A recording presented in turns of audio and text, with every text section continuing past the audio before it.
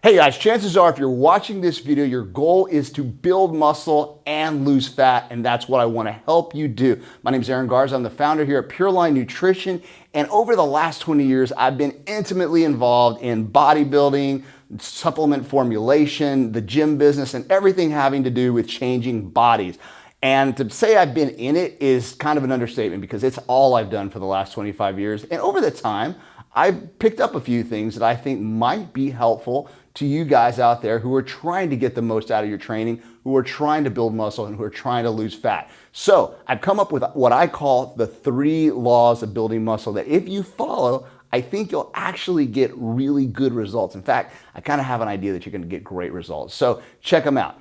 Now, I wanted to start with law number 1, which is getting to the gym, training, and not training for more than 55 or 60 minutes. And the reason I wanted to do this was because I go to the gym constantly, and when I get there, I see guys on an exercise, maybe the bench press, and I train, I work out, I do 16, 17 sets, and I'm out in 55 minutes, and those guys are just on their next exercise, and they're in there for like hours at a time, and I'm thinking to myself, man, if they could just change that one little thing, crank up the intensity level a little bit, work out with a little bit more continuity, get in there and get it done, a little more urgency, if you will, they'd see much better results in their actual training progress. A couple things to keep in mind. Number 1, testosterone. Testosterone levels start to drop. A hormonal cascade starts to happen where you start to get in a phase where you're no longer building muscle or in a pro-anabolic environment. You're now in an environment where you're not building muscle. So that's number 1. Number 2, make sure your rep ranges are like 8 to 10 reps and that you can't do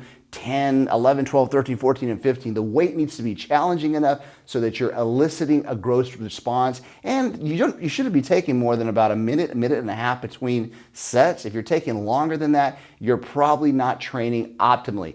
55, 60 minutes is all you need with weights. Longer than that, again, counterproductive. Now, you can definitely do an extra 20 or 30 minutes of cardio post-workout, but actual strength training should only take about 55 to 60 minutes. Law number 2.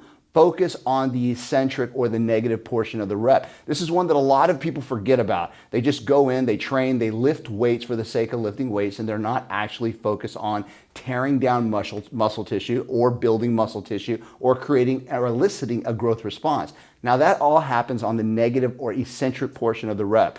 Think about a bench press. When you come down and your pecs actually stretch, that's the movement that's causing the muscle trauma.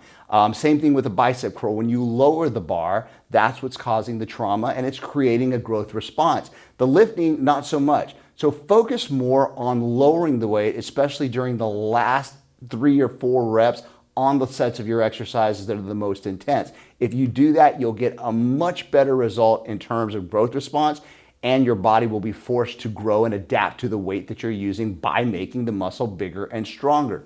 Law number 3, and probably one of the most important ones, and probably the one that has the most contention upon people as far as whether it's right or wrong, is to not ignore the importance of the post-workout nutrition or post-workout nutrition.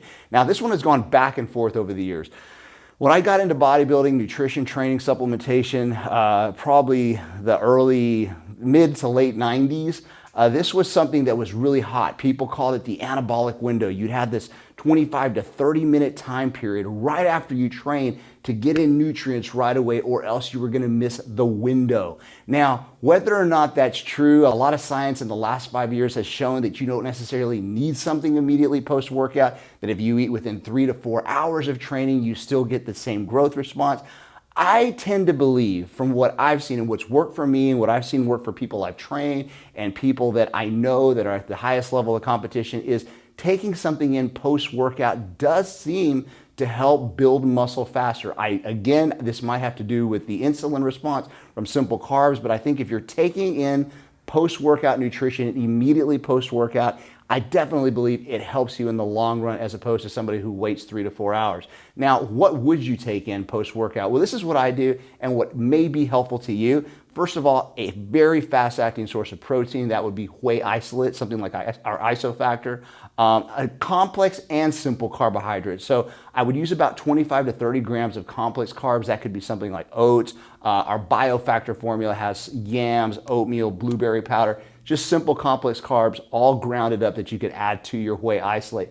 Top that off with 5 grams of creatine monohydrate, 5 grams of glutamine, and maybe 500 milligrams of alpha lipoic acid to elicit that insulin response and drive everything into the muscle cell. Now, for simple carbs to spike insulin, 8 to 10 ounces of grape or cranberry juice fits the bill perfectly here. You can mix that all together, shake it up on the way out of the gym, and you're set. Again, I realize that most people think or believe that post-workout nutrition has fallen out of vogue, but I can tell you from experience and from people that I've seen, top competitors at the national and pro level, using a post-workout shake absolutely does work, and it does contribute to a better overall physique, especially if you're enhanced with super supplementation and things like that. So those are my 3 laws. Number 1, train intensely for no longer than 55 or 60 minutes. Number 2, focus on lowering the weight, not as much as lifting the weight. And number 3, take some form of post-workout nutrition or a post-workout shake immediately after your workout for a better growth response. Guys, if you have any questions, you can always hit us up at info@thepureline.com or give us a call, 1-800-632-1402. Make sure and visit us online at thepureline.com. Make sure to like and subscribe this video. We will be putting out more content about health, fitness, training, and supplementation. Take it easy, guys.